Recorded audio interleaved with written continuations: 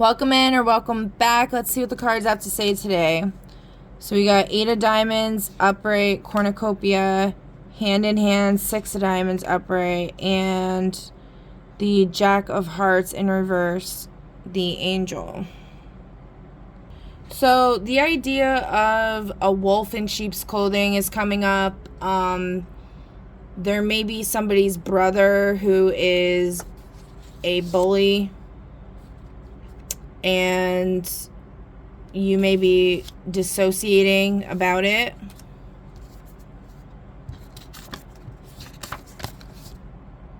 We also have a warning here about the death of a friend, because the significator isn't present. So this says, if distant, a death of a friend.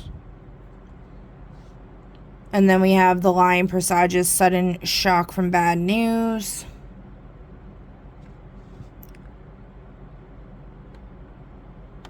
The Book in reverse. The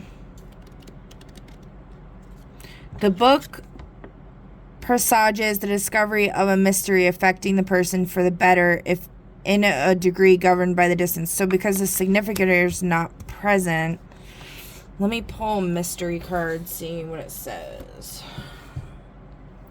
So we got someone has reversed their decision or promise, but the reason ties back to information they aren't ready to reveal. So what I'm getting here is that maybe you pulled your energy back from this brother. Could be a literal brother, figurative, someone you think of as your brother. You pulled your energy back from them due to circumstances that are a bit too much for you to reveal. Let's throw some Astro Dice just to get a little energy going on here. I just want to make sure the death energy isn't actually, yeah, okay. So we got the Sun in Taurus in the 9th house.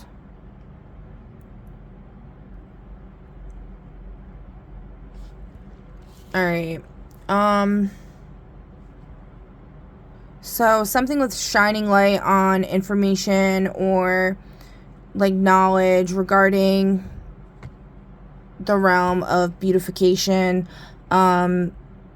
This person may have made you feel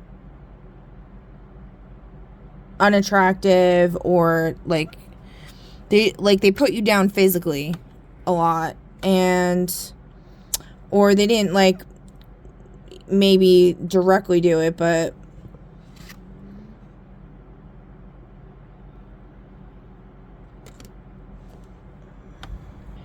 yeah, so Spirit's saying this person did intend to bully you, causing someone pain. So I think you made the right move here if you distance yourself from this person.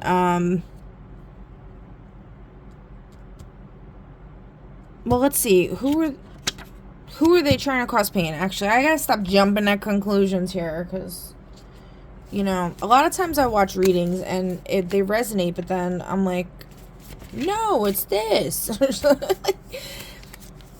But, you know, these are general. I'm reading for a lot of people. Causing someone pain. We got society. So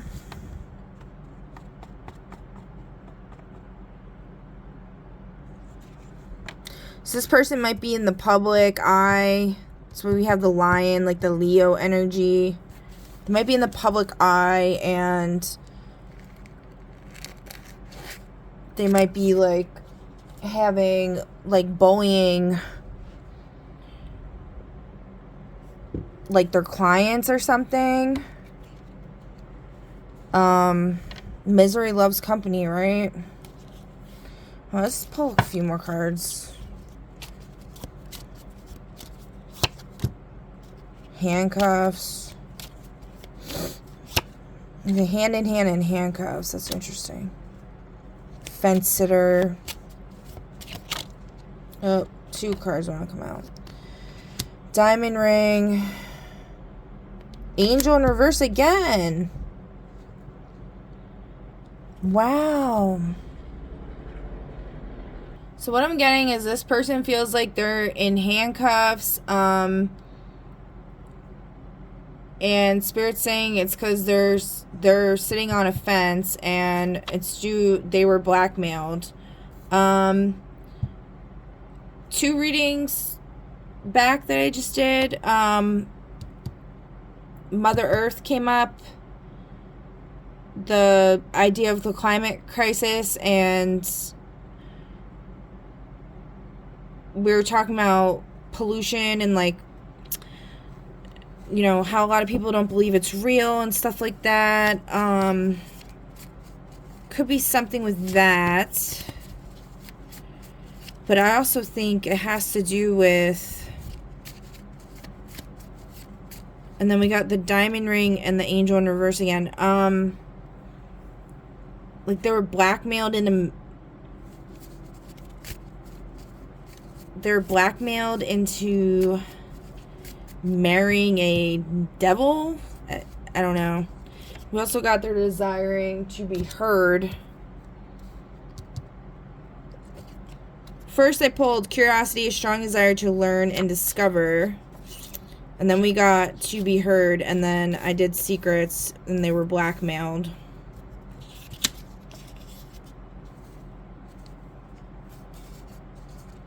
Okay.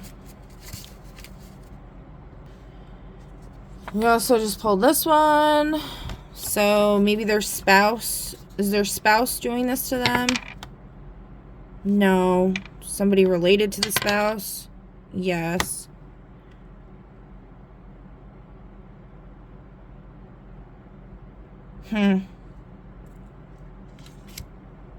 So I asked. So we got. Okay. We got lie. So there's some type of lie going on. Okay. Then I asked, what's the diamond ring? And we got the self, inner patterns and personal readiness in reverse, the guarded wall, toxic emotional shutdown cycles, healthy, it would be boundaries that protect, not imprison. So we got the handcuffs. Anecdote, they built a fortress after betrayal but forgot to leave a door until someone patient knocked.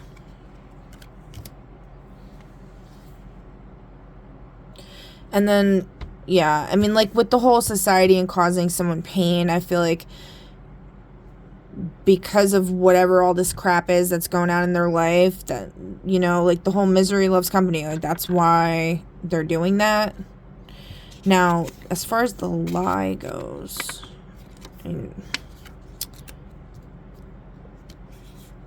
what does this lie have to do with exactly?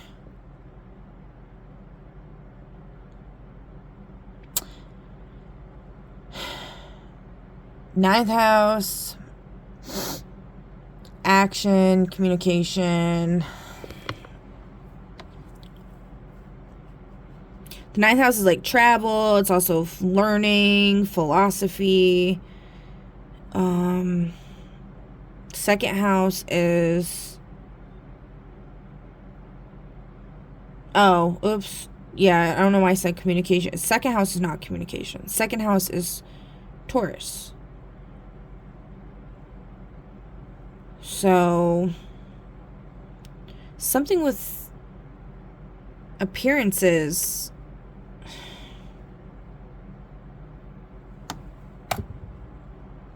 I don't know, this is really intriguing me, especially with the double angel in reverse.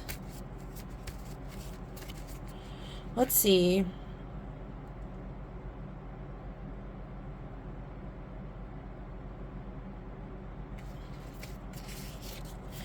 So, whatever's going on here, we got rags to riches. The protagonist is downtrodden, impoverished, or otherwise struggling, and through a series of events, either magical or more realistic, achieve success. This type of plot often features a happy ending.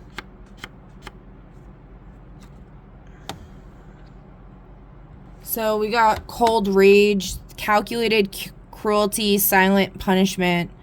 Fear of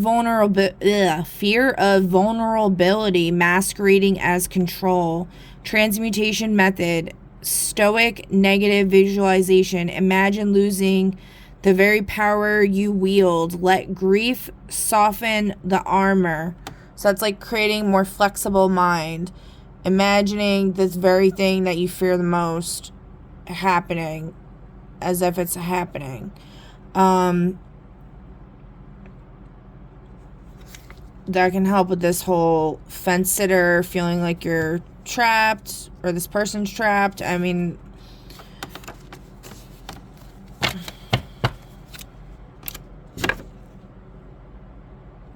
alright, so I was guided to draw from a book, and it just so happened I literally used the dice to pick the book out from my bookshelf, and it was the Book of Lies. Go figure, because we got the lie card. So, and there's just so much weird stuff going on here, and I'm so confused right now.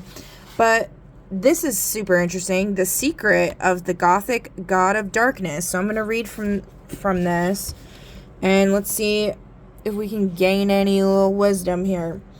There is a secret god, a hidden god, who dwells in a spiraling tower fortress, and who has guided and overseen our development from time immemorial, and who has remained concealed but very close to us, awaiting the future time of reawakening.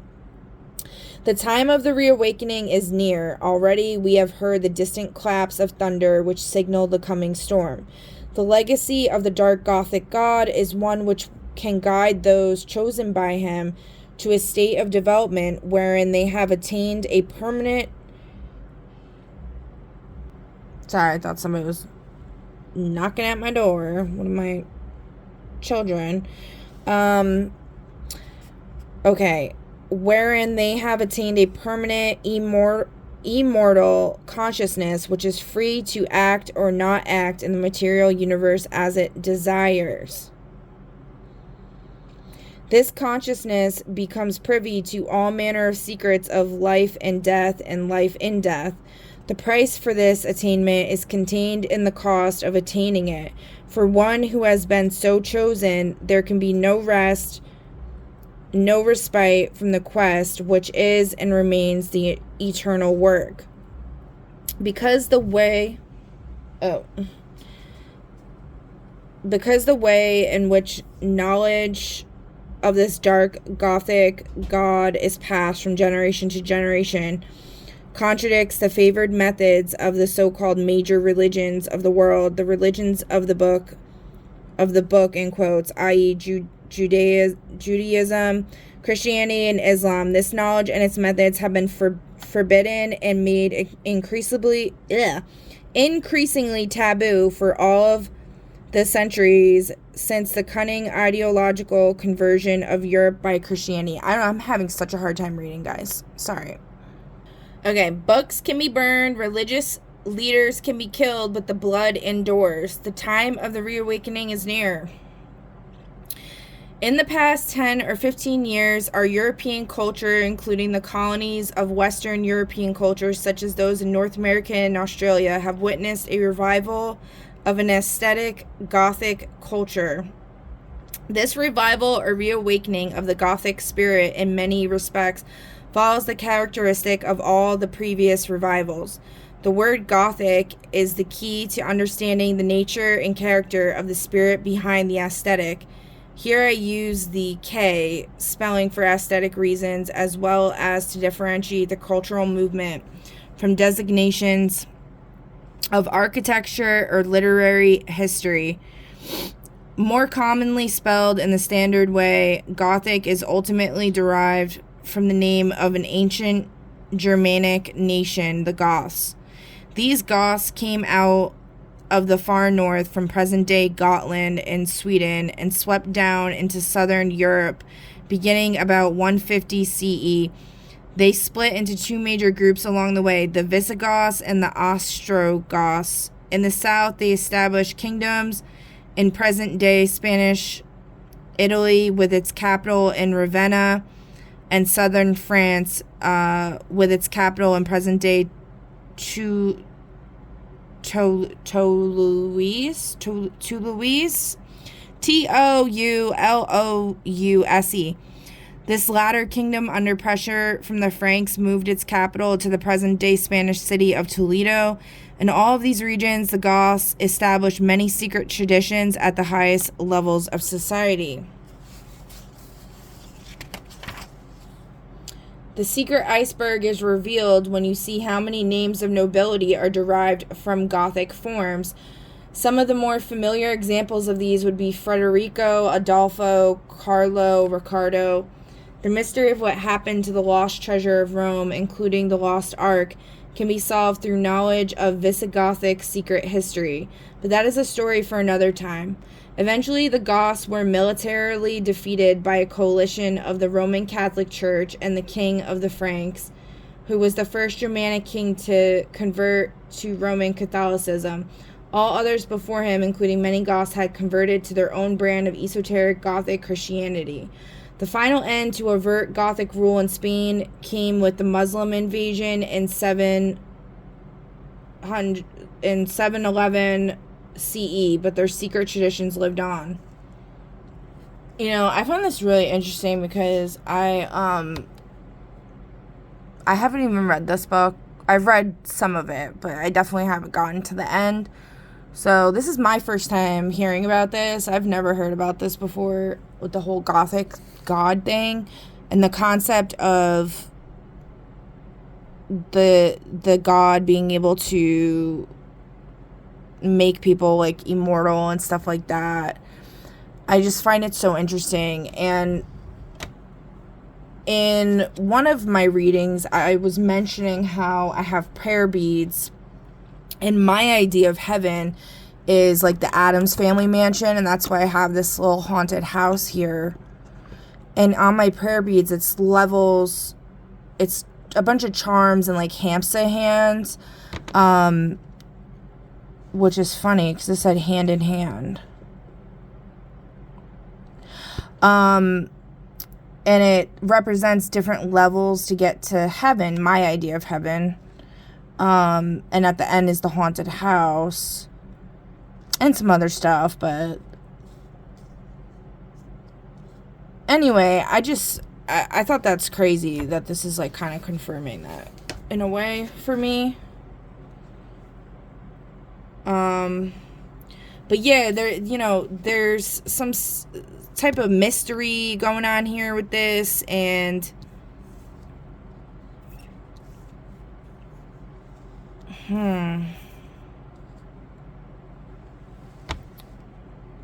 so this is crazy because like curiosity, a strong desire to learn and discover. And then it says here, the secret. The Gothic obsession is an obsession with the mystery of darkness. It is no accident, or if it is an accident, it is a meaningful synchronicity that the name of the mythic sorceresses of Gothic history that gave birth to the Huns was Haligerunas, which literally translated from the Gothic would be the mysteries of death. The Gothic offspring have always sought to pry into the mysteries of life and death, to penetrate to the depth of the self and to the outermost reaches of the darkened and chaotic world, boldly forging into the darkness to seek the grail of undefiled wisdom. To seek the mysteries is the highest quest in the Gothic children of the night. There is a great power in the quest, and the quest alone.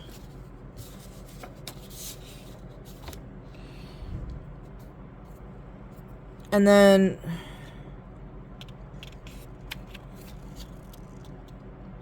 the idea of like the second house keeps coming up a lot here. And then I also pulled under desires, beauty and style, expressing yourself, pleasing the senses. So you might be getting bullied for trying to be yourself, and you resonate with this whole Gothic kind of style, and Spirit's definitely supporting you in this. Okay, and then this whole cornucopia thing's making sense here. I'm still not quite getting the angels in reverse, but the cornucopia is like blessings and you know, just all the good stuff and abundance, right? And this is the practical power of this at once simple and obscure idea of mystery was once well illustrated in an episode of the once popular American television series, Unsolved Mysteries. One day, an out-of-work father took his sons fishing in a remote forest area where they discovered some stones in the river carved with a variety of arcane symbols. The father and his son were deeply struck by the signs. What could they mean? Who could have carved them? They went home filled with a sense of mystery and awe. Within a short time, business opportunities poured the father's way, and the family was soon prosperous, rags to riches. They attributed their good fortune to the power of the stones. Experts from a nearby university determined that the signs were carved recently and were not Amerindian pictographs, though they appeared to be imitations of similar designs.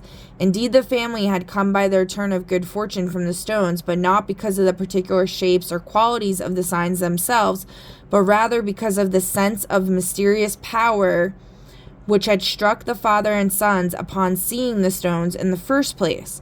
In the coming years, the value and power of the concept of pure mystery or the hidden will become more apparent as the ways of the Gothic god of darkness begin to unfold.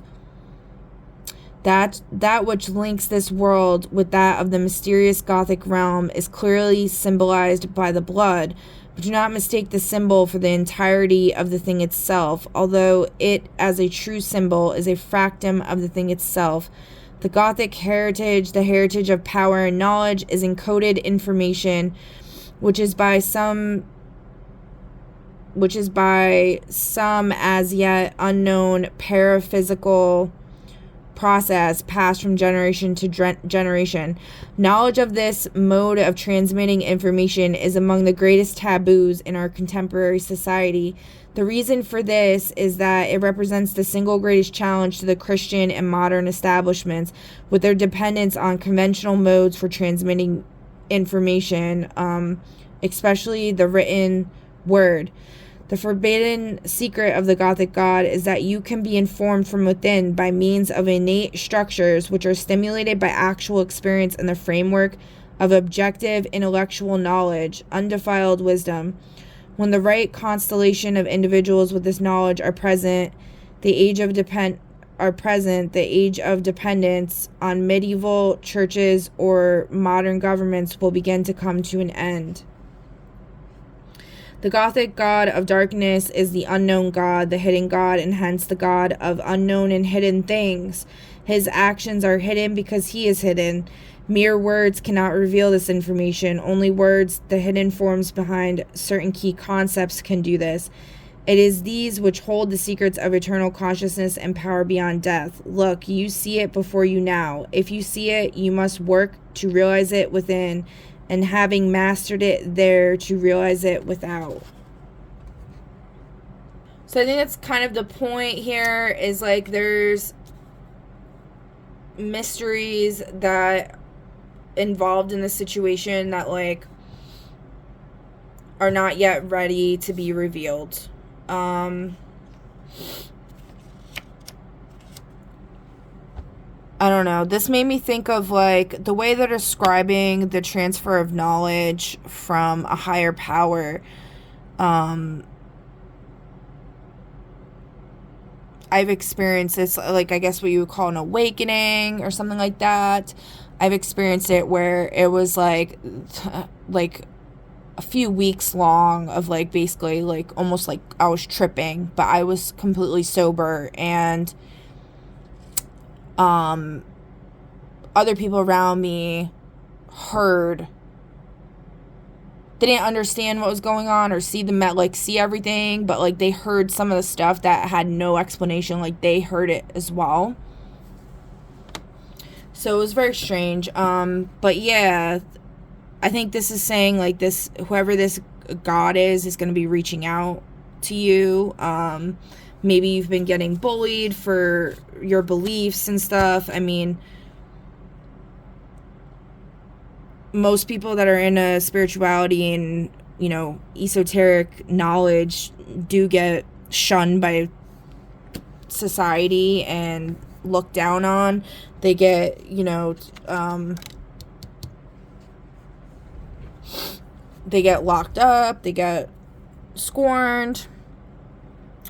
I just saw a video that really upset me the other day where people were like talking smack about, like, they were freaking out about how there was like Santa Muerte candle and like witchcraft candles in a store, and it just really troubles me that people, and the guy was like saying something like, oh, that this is so, like, you know, these women out here like to hex and curse their exes or whatever, or like, you know, and it's just pure evil. And it's like, okay, yes, but there's good and evil in everything. You can't just completely umbrella a whole practice, and like there's so much good that can come out of it too. And just because it's like a black candle doesn't mean that it's being used for evil.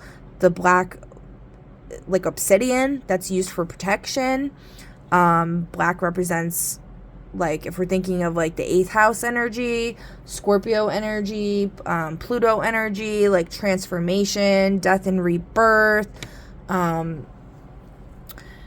know, that's like literally life, bro. Like, yeah, I think one of the main things is like there's beauty in everything. You just have to have eyes to see it, and stop, you know, demonizing stuff before you actually know like what someone's true intentions are. You know, it's funny. Yeah, actually, I'm not gonna. I can relate with the bullying, though. I'll just say that, okay? But as far as, like, you know, being who I am and reading tarot cards and all this, it can definitely relate with that, and it sucks. You know, I really want to see what this angel in reverse is. Let's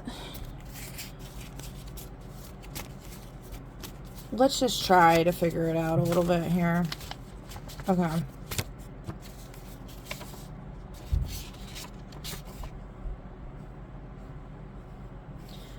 So 3 cards came out. We got friend, the viewer, the querent. So somebody watching could be in that bullying, judgmental energy. Okay. And then we got paternal ancestors, so there could be on the father's side, this like kind of demonic energy going on. And these card ones will come out, and we got strength in reverse for the leader in the reverse, the snake, someone who's being deceitful. They're not going to inherit the earth. Okay?